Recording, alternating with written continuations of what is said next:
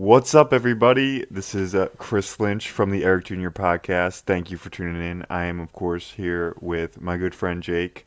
Ray Stiles, our dear host and fearless leader, is unavailable after watching Tobias Harris play basketball. He is unavailable in all ways. Unfortunately, we cannot get him on the on the call tonight. So it'll be you and me, Jake. But I'm excited. Sixers obviously playing their first game. How you feeling, buddy? Man, we got the return of the NBA season upon us, Yes. and you got the two degenerate hosts Back to back weeks. I know. Mean, come on, where is it's the professionalism? unprecedented. It's unprecedented, and honestly, the viewers, the listeners, our good fans deserve better. Anyway, we carry on. We soldier on. Of course, the Sixers soldier on. They get that win over the Washington Wizards. Would you describe this game as pretty? No. Would you describe anything the Sixers did as good? Maybe not, but they won 113 to 107. Any thoughts jump right off the bat for you, Jake?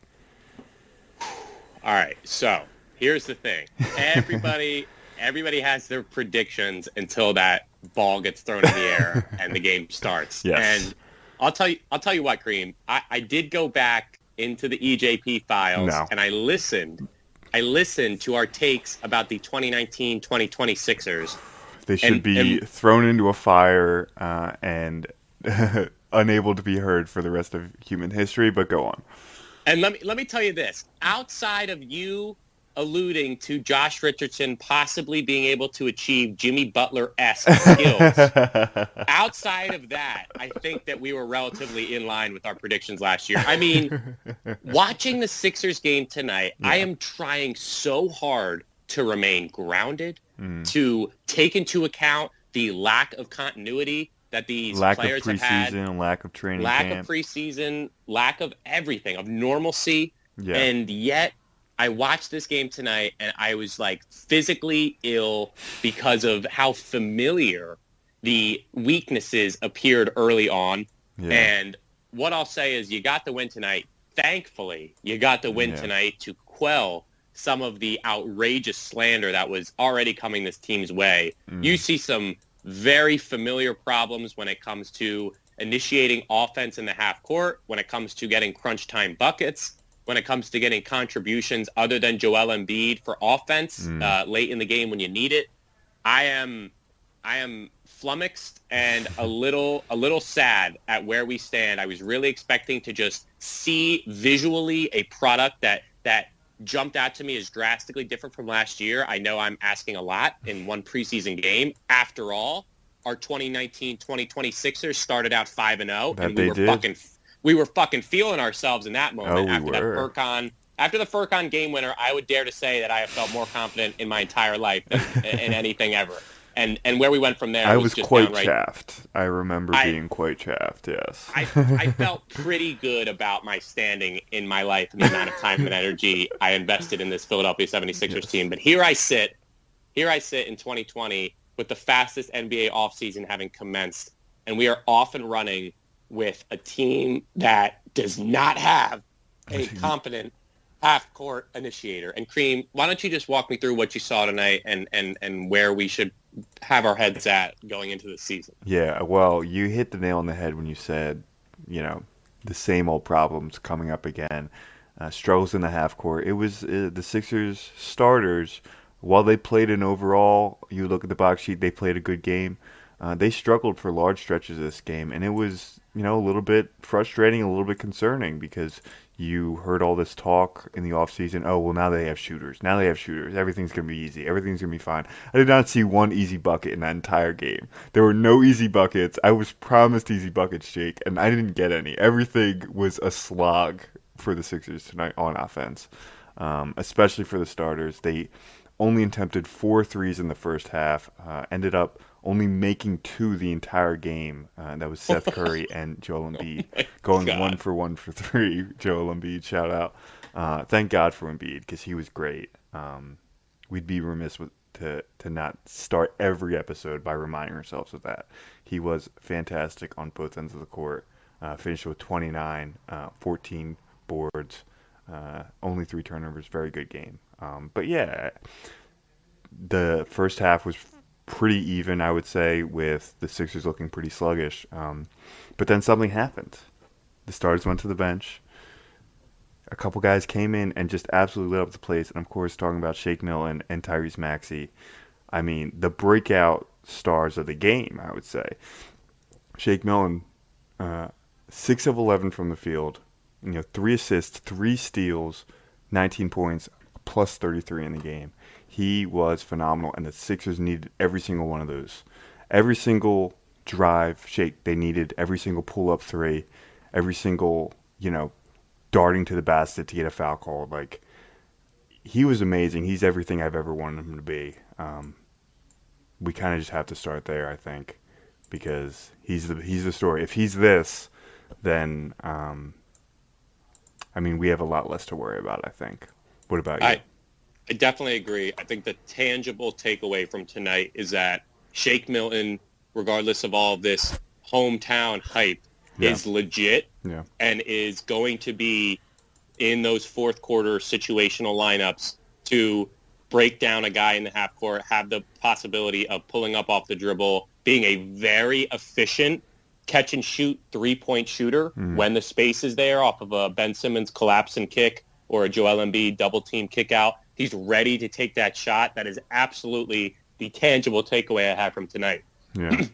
In addition to that, the things that also stuck out to me were definitely some disparities with that starting lineup. I think if you're not getting, 45, 50% shooting from Seth Curry from three, like he is throughout this year, him and Danny Green, if those guys are not hitting shots, every miss is going to be felt so severely. And we should know that, right?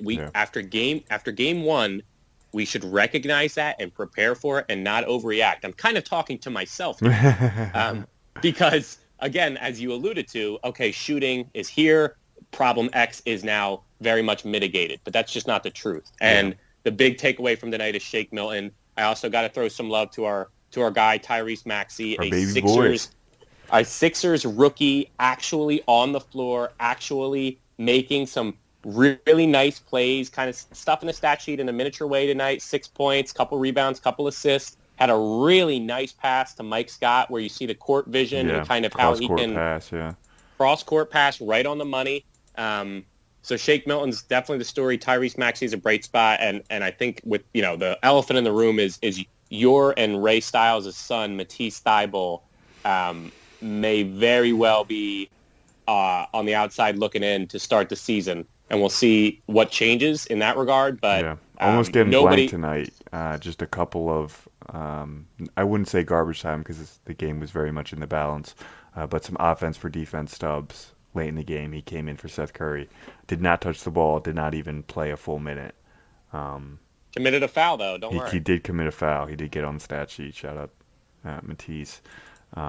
That's got to be concerning for us Tease fans. I mean, he started off the last season so well. He finished it so well. You kind of would have hoped that he would take an extra step this offseason. But competition for those bench minutes are tough, I mean, with Shake Milton coming off the bench and Maxey showing as much promise he does, handling the ball, being able to create offense for himself and for others.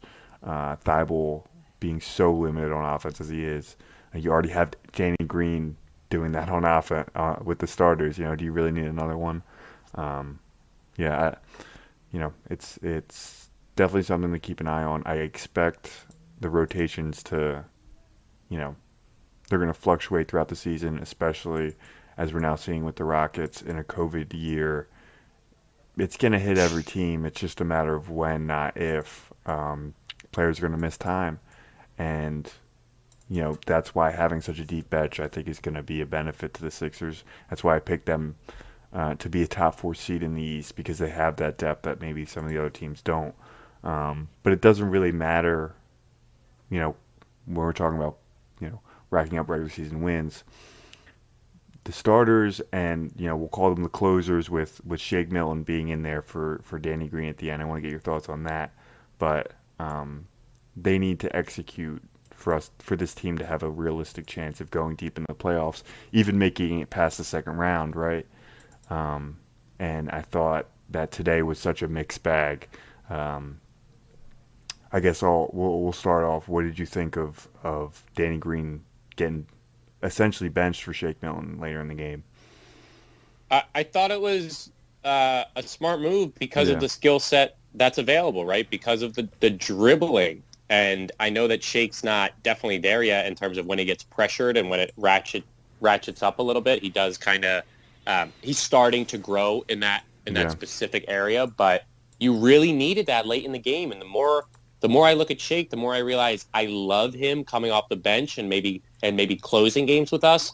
But it really, for me, what it does is illuminate this need for that starting lineup to have another ball handler, not a shooter, not a Danny Green or a Steph Curry, Right. a ball handler. Not just a shooter. Shooting is obviously nice. Everybody wants shooting. But when you're Danny Green and on offense, you can only shoot, and you can't even do that well. He was 1 for 6 from the field tonight. Offensively, it does clog things up, and we saw that again tonight.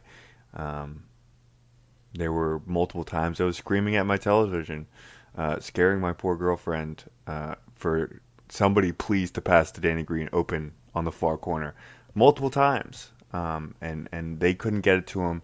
And maybe that's not gelling yet. Maybe that's just new additions with not a lot of time. I don't want to overreact to a short sample size, but Danny Green and Seth Curry's a little auspicious starts to their Sixers career, I think we have to say. Yeah, I mean, again, the glaring need of just that ball handler with a lineup that includes Joel Embiid and Ben Simmons. I mean, Cream, we're however many minutes into this podcast and we haven't mentioned the name Tobias Harris. Oof, It is going to be a slog, and I'm sure he's going to have some nights where he drops 20 on 8 of 13 shooting and looks really solid. But yeah. I'll tell you what, man, that was bad. The lack of development and the lack of awareness in terms of what he does for this team, what his role is. If this dude is not shooting 6 to 7 threes a game and continues to back his man down to settle for a long two and just does not recognize what he needs to do for the betterment of the team, for the team system to work. What was more bullshit off-season press, whatever? Tobias Harris getting back to being a quick decision maker, or Ben Simmons is finally shooting threes? Because those are both bullshit. Tobias Harris has never done anything quick in his life. You could see him deliberating every single step when he has the ball. It is so frustrating. All you want to see him do is catch that ball off the double team pass, off a swing pass, and just rise up. I told this to my roommate. I asked during halftime, what do you think the ratio for Tobias Harris of pump fakes to actual shot attempts? Because it's got to be almost even. It may be even more pump fakes. He just loves a pump fake, man. And pump fakes are very effective, I understand. But only if people actually believe you're going to shoot it. And Tobias Harris, I mean, God love him for a number of reasons. Tonight was not his best night. And the Sixers could have really used him as somebody who can effectively, create offense. And he was missing for large sorts of the game. 10 points, I mean, that's not good enough. That's not, and that doesn't even, we're not even talking about the contract at this point, because I don't care about the contract. He's on the team. He needs to play better, You're giving 31 minutes to this guy. He's got to do better than 3 for 13. 2 turnovers, no assists. He's got to do better than that. Cream, here's the thing, man. Mm-hmm. I was really disappointed when I saw from Tobias tonight. And do you know what I'm thinking about? Yeah. I'm thinking about whether or not, even though we trust Daryl, was it the move to get rid of Al Horford's contract? Ooh. Or was it worth it to give more assets to get out from Tobias? Because, dog, this dude's skill set, it's an in-between gray area, undefinable. It does not mesh. This dude does not work in this type of environment with these two types of all-stars. It just doesn't work. I'm trying not to overreact. It's one game, but Cream, everything is so methodical, like you said, and not just that, but even in the flow of the game, if he happens to be the guy that's bringing the ball up to the court, he just doesn't. It doesn't seem to have any type of idea. No sense just of urgency. No type Until of idea. There's 5 seconds left on the clock. It's all, dribble the ball out of the ball, pump fake, swing it, pass it. Like, he just doesn't do anything with decisiveness. And that's what you hoped Doc would bring. He's coached so many effective scorers in his storied coaching career. Like, you would think he'd be able to bring a little bit of that, and maybe he will over time. And maybe we're overreacting, but it was tough. It was tough watching our guy out there.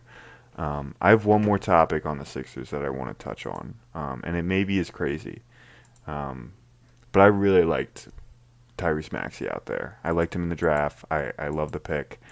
I like what he did today. His ability to handle the ball, I thought, was impressive.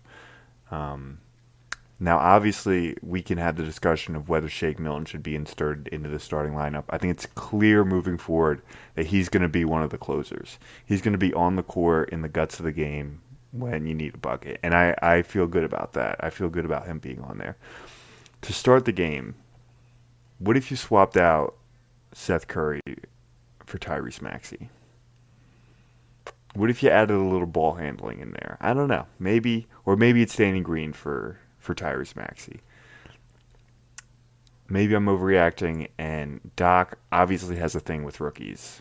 So Maxey's going to have to earn it, twofold if he wants to get anything anywhere with Doc. But that was a thought I had. If you're gonna, you specifically talked about getting ball handling into the starting lineup, and I think that's the best way to do it. While you keeping your guy Shake Milton, your punch off the bench, you keep him in this role that he's clearly like effective at, handling the second duty offense. What about Tyrese Maxey? Having the ability to on a swing pass to just drive at the paint and make things happen, make the defense collapse and kick out, like get some movement in the defense. The defense, when we're playing, it's just so frustrating because they're just planted, and we have to drive at them. We have to go through them or around them. They're never chaotic. We're never attacking open space. And Maxey is a guy that I think can do that. And that's obviously the hope. I think a lot of people would like to see him grow into that role. But I think he might be ready now, man. I think, and I know he's not perfect. He's not going to be great. He, he had 6 points today. I made the joke. It felt like 16 because just how amazed I was at watching him, just going to the basket, gliding there, drawing contact, like it was amazing, and I'm obviously a huge Maxey guy, so maybe I'm biased, but what do you think about that? I hate to say this, Cream, but I really like where your head is at with this. And let me say this about Tyrese Maxey. What I've noticed thus far, you've got a guy that coming out didn't have that size that you're kind of looking for, the NBA size to hang with the players in the league and the physicality. Mm-hmm. But what jumps out to me both during the limited preseason and even during this game is that body control and the finishing ability around the rim.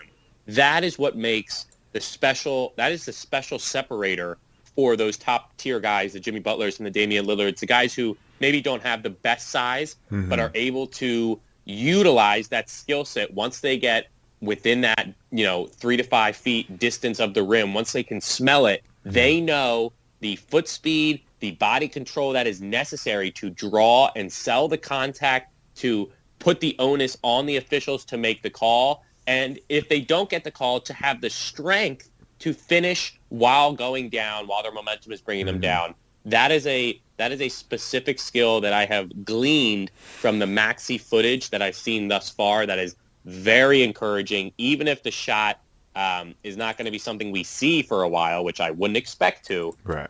Definitely a work in progress, yeah. That specific part of his game is very encouraging, and I do really like the idea of keeping the Shake Milton punch coming off your bench and still having a ball handler inserted into the lineup, and then being able to put a legitimate shooter, maybe instead of Furkan, into the bench, even though Furky had a nice game tonight. So Turkey had a absolutely, good I like game. I it. think you're gonna have to live with him, man. I think he's gonna be a part of the rotation moving I know, forward. I know, I know, I know. 4 for 9 from the field, man. That's what you get. Yeah. I'll take that any day of the week. Twice on Sunday, damn straight. Okay, well, just to finish off our thoughts on the game, I am not very high on the Wizards. I thought coming in that they have a recipe for being one of the worst defensive teams in the league, and we only scored 113 points against them. And that's bad. But if you look at the game as a whole, you look at the quarters.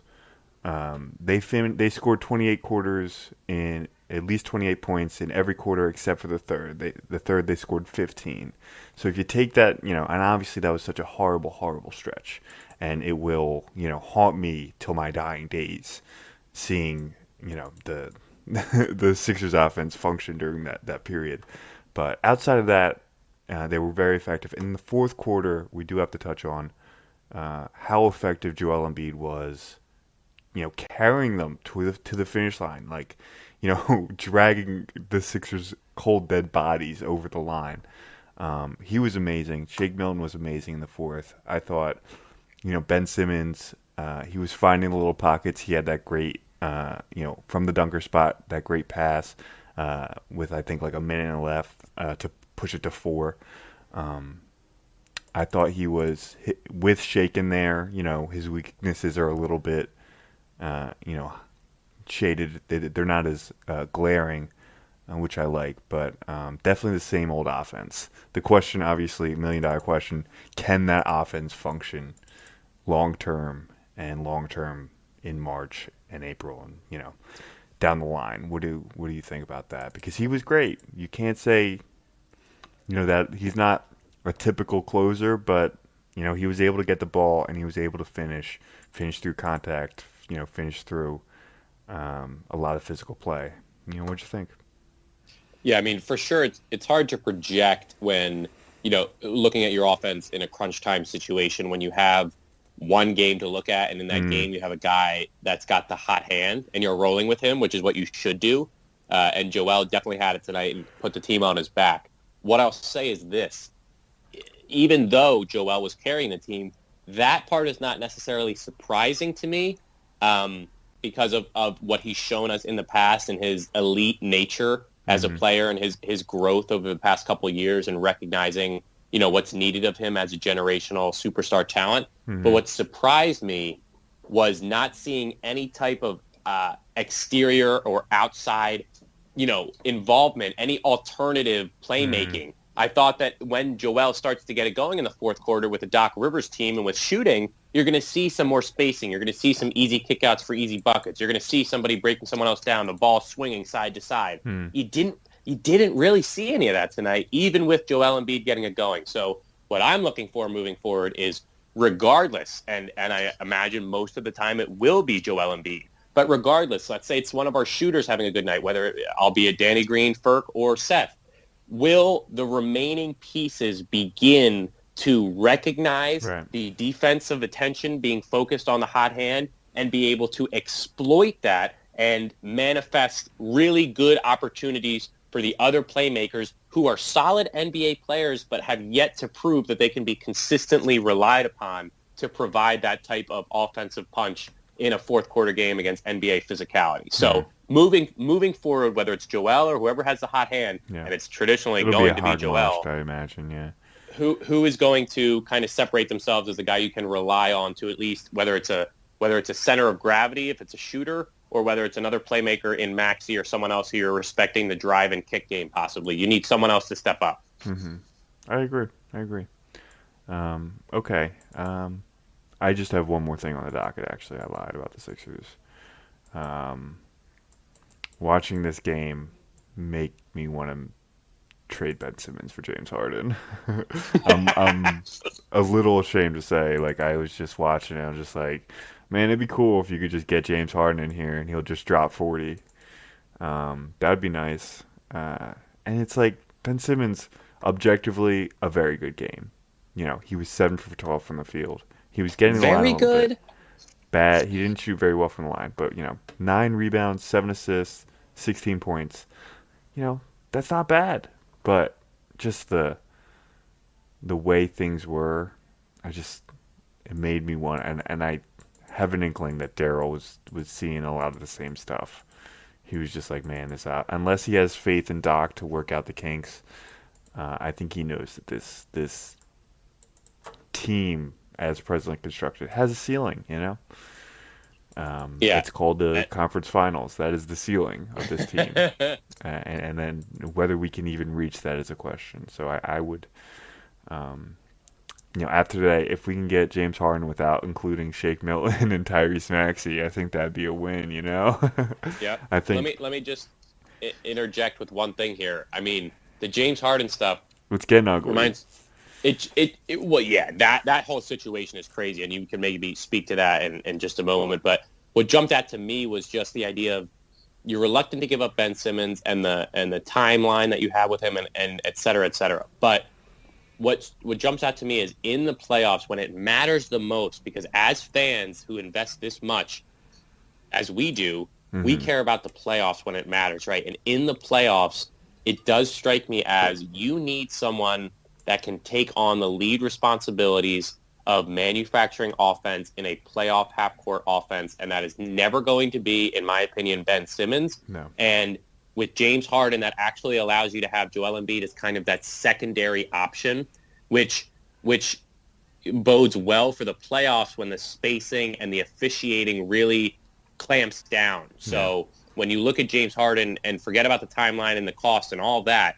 but just in terms of a playoff context, having Joel Embiid as a second option where feeding him in the post is your second read as an offense, it would just it would be so transformative for this offense. And I'm coming around on it more and more every day. And after tonight's performance, again, not trying to overreact, but my God, Cream, these glaring holes that we continue to see plague this team. I don't know if I can go through a whole nother season. I don't know if I have it in me.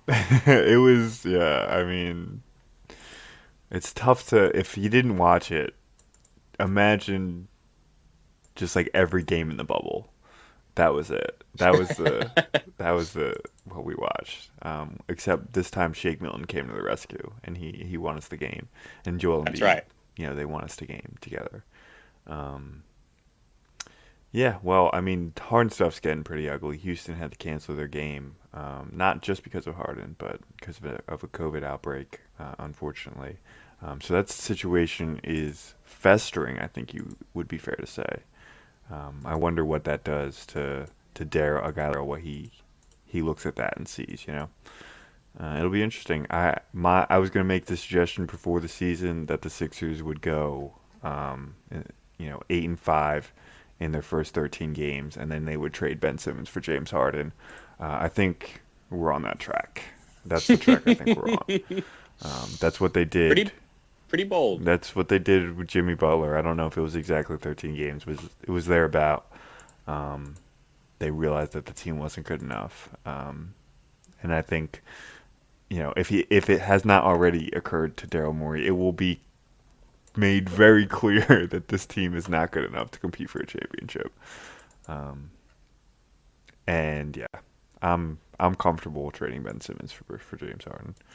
The James Harden saga seems to be getting uglier and uglier and just more confusing and just like disorienting every day. And some people might say that means you should put more distance between it and not even think about this until the deadline. But I'm saying, listen, other teams are not just sleeping on this. Other teams are meeting about the possibility and what it would take and the payoff and how it transforms everything about your organization, your fan base, your timeline. So listen, I'm not going to pretend like we can just brush this under the rug and revisit this in a couple months. I mean, this shit is hot on the streets and he clearly wants out. He doesn't care about the ramifications, and I'm not saying it wouldn't be toxic. I'm not saying it couldn't blow up in our fucking faces, but I don't know if I can go through another Sixer season the way the status quo has been. So if it means James Harden and losing in the conference finals, then I guess so be it. If it wasn't for Shake Milton and Tyrese Maxey, I would have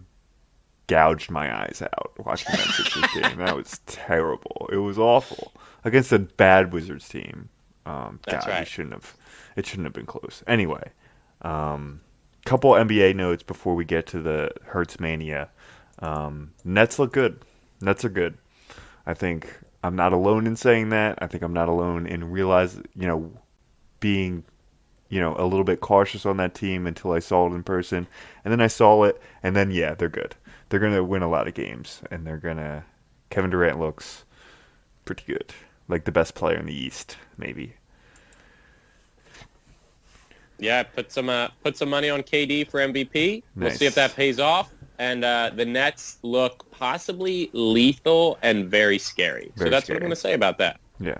I mean, I think we match up as well as anybody in the East does um, with the Nets, but we'll see. We'll see. They Definitely. look I good. mean, give me Tobias over KD any day, man. I mean, that shit's a lot, I bro. He's mean, going to one lock max him up. player, another max player. What's really the difference, That's exactly right. They're right on the same wavelength, those two dudes. And then their opponents, I wish I had gotten the take out before the game. The Warriors aren't going to make the playoffs. If they do make the playoffs, they'll do that crazy play-in shit. And I don't think they're going to win the play-in game. I think they're bad. I think Steve Kerr is a good coach. He created a really, really, really efficient offense, one of the most effective offenses in NBA history. That involved having a lot of really good, really smart players who can do a lot of things. They now only have a very few amount of good players. The rest of the roster is hot garbage, and they will be lucky to sniff 500, I would say. I don't think they'll be a 500 team. And then it's not an indictment on Steph Curry. It's not an indictment on Draymond Green. I think the roster is just really bad. They weren't able to ever really replace the Iguodalas and Sean Livingstons of the world. And that's the difference. I think they're bad. Yeah, it would have been nice to hear it before we got to see him, but we're going to let it slide. We'll let it slide, and we will let you have this take, and we'll see if it is borne out over the course of the season. Yes. How about that? Let's do it. Okay. You want to talk about Jalen Hurts? Oh, boy. Yeah. This is now we're somewhere. Last week we didn't quite know. Now we're somewhere. We're in a different place. Can you walk me through it? How did you feel watching that game? Listen, after watching the game of the week with two sensational quarterback performances, I'm here to tell you that we, as a fan base, completely underestimated what the Jalen Hurts era, starting with the New Orleans Saints, meant for this franchise. And Wow. I'll tell you what, dude. Like, Creamy, let me just tell you. That Hurts news gets dropped. Okay, he's starting against the Saints. Okay, big fucking whoop. Yeah, big okay, deal. we're already broken. I don't care. Yeah. Who knows what the future? Whatever. I'm looking at draft classes at that point. Yeah. It's exactly. I mean, lost season, whatever you want to use. And then the past 2 weeks, we see some magnificent quarterback play with still some mistakes, but just overall not what you maybe wanted to see as an Eagles fan who wanted to maybe say one way or the other, okay, this dude is not ready yet, or this dude is clearly the guy and we have to move on. I'm in neither camp, but what I will say is the decision-making, the awareness, I guess the overall team play has to also be recognized. I mean, they had some real mistakes in that game, special teams and otherwise. Things that have plagued them the entire year. Yeah. But I think, regardless of the future with Carson, like injecting that new quarterback into the starting lineup, an indication to the team that this is not a foregone season. And even the win against the Saints, I spoke about how big that was for the morale. You just get the sense that, another really, 2 more performances on the same level of what we just saw these past 2 weeks, and you have a really cloudy, ambiguous, unclear offseason going into the year. I mean, some people are looking at draft picks and trying to secure the top 10 picks. Some people are saying we're still in a playoff hunt if Washington loses. It's so hard to rationally think about what your expectations and what your hopes for this organization should be. And Jalen Hurts putting up 4 touchdowns and going toe-to-toe with Kyler Murray and giving the team a chance multiple times. it's been a really weird, 180 going and getting ready on Sunday to watch an Eagles team led by Jalen Hurts. But listen, man, earlier this year we did a draft pod. We had our takes about Jalen Hurts. We all said it's going to be something we'll deal with in the relative, future, but certainly not right away. And here we are. We're at the end of 2020, and we have a full-blown quarterback controversy situation. Cream, where are you at? Where are you at with this entire thing, and how should the rest of us be feeling? Right.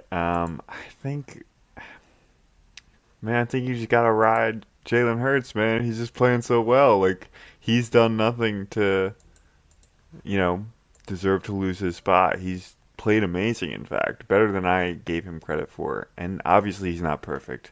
The passing is mediocre at best. There are a lot of statistics that paint a picture that Carson Wentz passing and Jalen Hurts passing, outside of interceptions, are relatively equal. Um, but what he can do with his feet is it's special. There just aren't that many quarterbacks in the NFL that can do that, and it is a weapon. And I know, the tired cliche of like, once teams get tape on a running quarterback, they're easier to stop, and maybe that holds true. But he's done enough to deserve a chance to find out. Like I think that's just I've made my peace with that, and I've been a Carson Wentz. I wouldn't say an apologizer, or anything like that, a defender, but like, I thought I was fair to Carson Wentz, and I think I'm still being fair when I say that Jalen Hurts has performed so well that he deserves to have the starting spot moving forward until such a time when he no longer deserves it. Yeah, I mean, you look at the performance of the team, Yeah. and they're right in it in that Arizona game. Like Yeah. the defense, and really the defense the past couple weeks has really kept them in games. And you just see other facets of the team. You see Miles Sanders breaking off for another really big run. You see, your 13th offensive line combination still putting together, a relatively good performance. I mean, there are elements of this team that you look at and say, it doesn't need that complete rebuild, and it just needs a couple savvy moves to maybe be back into where we all thought, was the expectation for this year. But Jalen Hurts and the juice that he has injected into this team and into the morale cannot be denied. And I'll tell you what, let me ask you this, Cream. Do the next 2 weeks performance, to what extent do they impact our future decision making at the quarterback position? Yeah, I mean, I think, there's a lot of questions about, if you could trade Carson Wentz, what would that look like? And I wouldn't say it's too early to have those conversations, but, obviously they're a bit premature in that, you don't really know what you have in Hurts yet. But I think you have to move forward under, like, at least open to the idea of Jalen Hurts being a guy, I don't know if you really make it like your sole, the franchise focal point, but I think you have to operate on the assumption that Jalen Hurts can be your quarterback, and what would you take that into effect when you're rebuilding your roster this season, because it's got a lot of fucking holes. It'll be interesting. I don't know what the right quote unquote thing to do is. There's not really. You kind of just have to feel it out. I hope Howie Roseman is not making that decision, because I'm still mad at him. I think he's still done a bad job.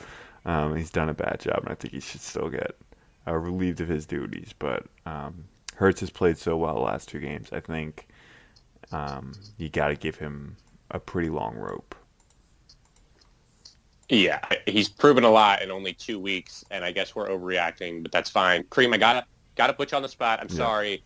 I need your reaction or just thoughts about the Adam Schefter report related to Carson Wentz and just how we've seen kind of some conflicting reports. We saw the Adam Schefter report about, this discontent and this kind of unwillingness to maybe play this role long term. Then you see other sides of Doug saying, he's very vocal in the quarterback room and he's very supportive, and you see him on the sideline. He looks to be, very, team focused.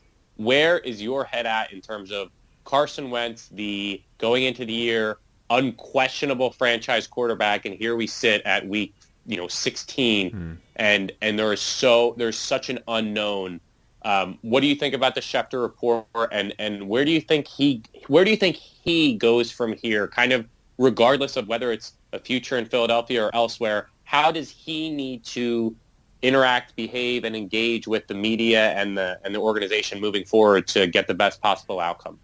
Yeah, I mean, I was a little bit taken back uh, by the report. I was, surprised because that's not how I perceived Carson Wentz. I think he's always presented himself as a fairly stand-up guy, and I think he is still to an extent. I think this is a little bit of a backroom pushing from his camp, from his agent, trying to get a move. He obviously, you would, as a competitor, you wouldn't want him to be content being a backup. We've seen him play we beat this dead horse, into the ground.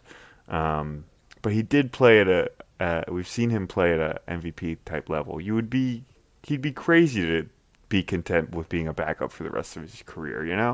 Now I think the timing of things is a bit messy, and you would have liked to see this stuff handled in a little bit more mature, less out in the open manner.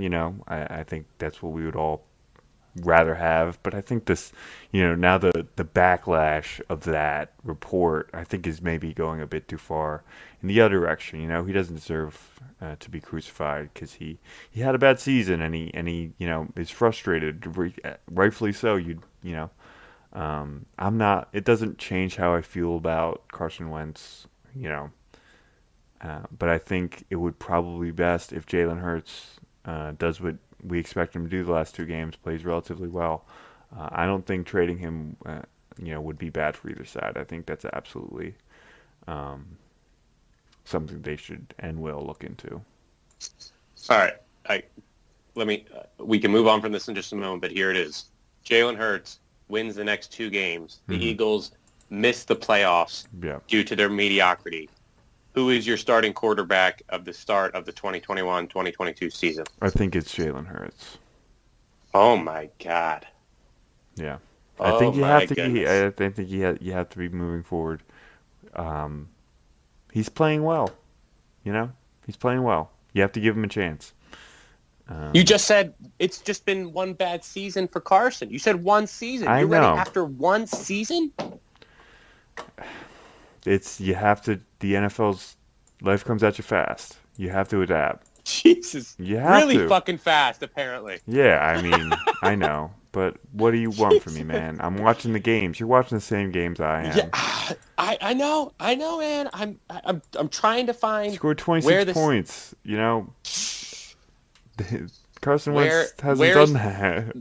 Where is the argument for reverting back to Wentz and saying you're looking in the past, you're looking in the rear view if you're making the argument for Carson? I mean, I made that argument that you could always just bring him back next year, but Hurts is playing well. Why would you want to do that? And we've seen, if the level of play is equal, even if it was, you're giving Carson Wentz a ton of, credit in saying that the level of play was equal. Who would you rather have as your quarterback? Carson Wentz, who, is approaching 28 and, has injury history and whatnot and is on a massive contract, or Jalen Hurts, the rookie, with fresh legs, with no injury history, who's been just a stellar locker room guy his entire career. I mean, I think it's a pretty easy choice. I think if you look at it objectively, Jalen Hurts is the guy who's putting points on the board. You got to ride with him for, as long as he takes you. Well, if you adhere to the advice provided by the EJP, then you would be remiss to not watch the next two Eagles games because, by God, these two performances could have reverberating and long-standing consequences on this organization. And you better be there for Dallas week. You better be there for the Washington football showdown because I'll tell you what, there's still a lot on the line for Jalen Hurts individually and for this team as a whole They've gotten a lot older. They've been decimated by injuries yet Right. again. They're gonna come back next year. It could be drastically different, or it could be somewhat different. And I guess we're gonna just have to wait and see. Yep. Sounds good. It'll be interesting 2 games. I mean, who would have thought the last 2 games would be in the middle of a quarterback controversy? Sure didn't. That brings up the question of Cowboys game. What do you think? What do you think's going to happen? Cowboys have been playing pretty well. Uh, any reason why you're afraid of them this upcoming? I have zero fear of any players on the Cowboys, but this just, I mean, come on, how does this not jump out as a total smack you in the face? You've been living in la la land the past 2 weeks. Like we have definitely been on that Hurts high, and this Dallas game, you go into it with, possible playoff, live, possible spot, and like we should not be thinking like that. I agree with you. We have to avoid that thinking, but just having that potential on the line and having it be a high pressure game, you just get the sense that, the playmakers that you're missing on both sides of the ball, it's finally going to catch up to you. Yeah. You have 1 or 2 really bad turnovers and you just lose this game by 10 points, and it kind of cements the tragedy that is the 2020 Philadelphia Eagles. So listen, I'm not afraid of them. I think that they're in a pretty bad spot moving forward too, because they've just got no exciting youth coming up or anything other than, I guess, having to pay Dak, and we already know what that team looks like. Mm-hmm. So I believe the Eagles can win, but I fear deep down in my bones, I fear that this is that game where we get smacked around a little bit and people kind of, the Hurts high wears off just a smidge, and then we're in an even worse position if Hurts kind of has 2 shitty games where he had the 2 first really good games and now he has 2 shitty games. I'd rather it be one way or the other. I'd rather he have been really shitty all 4 games, or really good 4 games, but 2-2. That's just gonna fuck me up emotionally, psychologically, everything. I think that's what's gonna. That's exactly where we're headed. Yeah, I think that's exactly where we're headed. There are no good things in 2020, so I can't imagine this Sunday is gonna bring the first one. To be fair, you said it would be your prediction for the Saints game, you said it would be pain. Yeah. And having 2 really ugly Jalen Hurts performance, maybe even having to have Carson Wentz come in to relieve him in a game where it's like almost out of reach, that would be pretty fucking painful. Yeah. So maybe you'll get credit for that prediction as the season. Yeah, a couple weeks late. Okay. I think that does it. We'd be remiss, of course, to not wish our wonderful listeners a very happy holidays. Hopefully, this time can bring a bit of joy to the end of the year, and we can kind of move on collectively into 2021, which will hopefully be a bit better for everybody. Jake, would you like to say any parting words? Just a horrendous year for both humanity and the Philadelphia sports fandom. Yeah, as a member of both, it really hit me pretty hard. Really, the damage was compounded, yes. I would say. And let's just the fact that you made it to the end of this year, doesn't matter your accomplishments, it doesn't matter where you stand. The fact that you are here and that you are present in this moment to see 2021 start is a huge accomplishment. And obviously, we hope that everybody is staying safe and, just keep taking it one day at a time, because it's really harder to look any further past that at the moment. Sounds good. We will be with you next week. Thank you for listening. Bye.